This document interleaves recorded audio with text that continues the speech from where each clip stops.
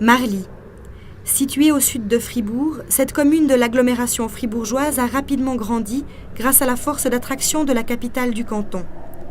L'ancien village paysan situé sur l'axe Fribourg-Bulle compte aujourd'hui près de 8000 habitants, dont une importante population migrante qui habite dans des quartiers de grands immeubles.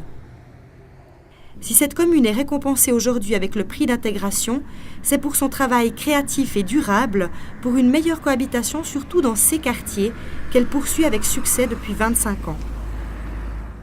Suite à l'augmentation des actes de violence et de vandalisme dans les années 80 et après de multiples essais de groupes de réflexion, le conseil communal a initié la commission Marly Sympa. Au lieu de lutter contre les phénomènes négatifs, on voulait améliorer la qualité de vie et ceci avec une stratégie innovante. À la place de faire venir les gens à nous, nous sommes allés vers les gens. C'était, je crois, le premier point important de toutes ces réflexions, l'action Marly Sympa. Parce que quand on demandait aux gens de venir amener leurs enfants à la cabane des jeunes, ceux qui nous les amenaient, ce n'étaient pas forcément ceux qui en avaient besoin. Ainsi, un bus se rend 2 fois par semaine dans les différents quartiers de la commune et offre des activités aux enfants et adolescents. Une inscription est obligatoire et la participation contrôlée.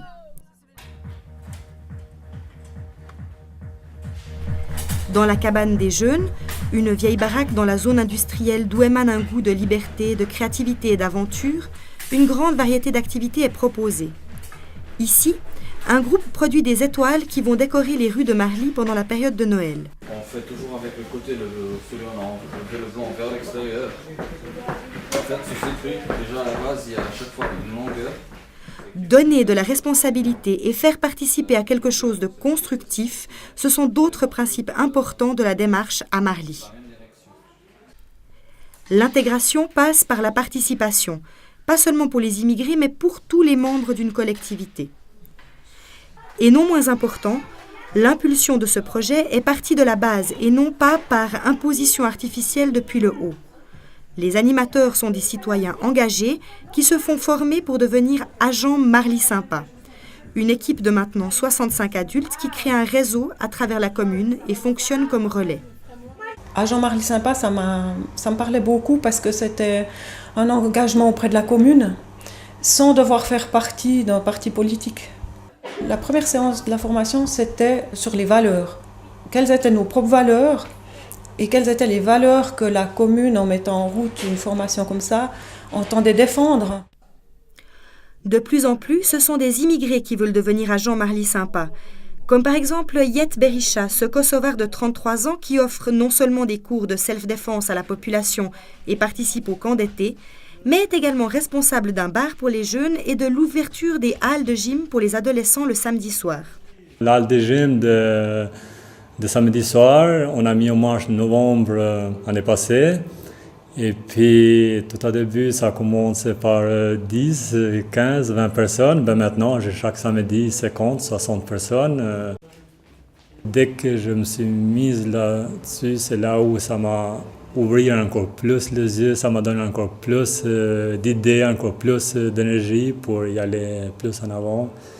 Et puis, j'ai appris énormément de choses. Le personnage fort derrière ce travail d'intégration à Marly, c'est Michel Favre, nommé Mitch. Pendant ses 25 ans d'animateur de jeunesse à Marly, avec ses idées souvent peu conventionnelles, mais toujours avec une excellente compréhension d'où et comment il fallait agir, ce ne sont pas seulement les jeunes et les immigrés qu'il réussit à convaincre, mais également les politiciens de la commune. Alors je dirais, c'est vrai qu'en étant engagé comme animateur de jeunesse au début, et c'est comme partout dans l'économie privée, je pense que chacun a à faire sa place et à faire ses preuves. Donc je pense qu'au début, on devait un petit peu se méfier parce que les projets étaient un peu originaux. Quand je dis on, c'est les politiques, parce qu'il y a quelque chose de désécurisant. Mais en même temps, c'est vrai qu'en montrant que j'assume et je prends mes responsabilités et que ça peut produire de l'effet, il y a quelque chose de rassurant. Ça s'est construit pendant un bon nombre d'années, ce qui a amené à un moment donné, effectivement, une reconnaissance du politique, qui un jour arrive à se dire, effectivement, a priori, il sait où il va et on peut l'encourager là-dedans et suivre avec lui. Il a fallu oser plein de choses. Il a fallu oser ouvrir les halles de gym. Il a fallu oser refaire les dispos. Toutes ces choses, mais on l'a fait. Mais effectivement, c'est un tout. Il faut avoir le courage politique, il faut avoir les moyens financiers et il faut trouver la bonne personne. Mais ce n'est pas en 2 coups de cuillère à peau, c'est-à-dire d'engager un animateur, donner de l'argent, puis que ça va se faire. Il faut des idées, il faut travailler, il faut des locaux, il faut commencer à la base. Mais c'est un travail de longue haleine. Par contre, on voit qu'en commençant tôt, ça porte ses fruits à la longue. Le travail d'intégration est un travail de participation.